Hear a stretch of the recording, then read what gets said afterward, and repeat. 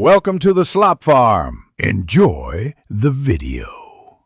You'll start by confirming your tablet can run Zoom and that you have enough storage, because installation fails when space is low. Once done, open the Galaxy Store or Google Play and search for Zoom Cloud Meetings. Tap Install and then Open. When prompted, sign in with your existing Zoom credentials or create a free account. This gives you access to scheduled meetings, contacts, and basic settings. Make sure to allow microphone and camera permissions when the app asks, so you can join with audio and video. Now you'll either join a meeting or schedule one. To join, tap Join at the top and paste the meeting ID or open the invite link. Enter your display name and choose whether to connect audio or video first.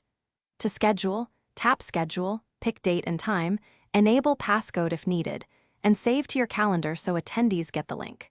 Before joining, preview the camera and microphone to confirm framing and sound, and decide whether to use Wi-Fi or mobile data for better stability. During the call, use the bottom toolbar to mute or unmute, toggle your video, share your screen, and open chat.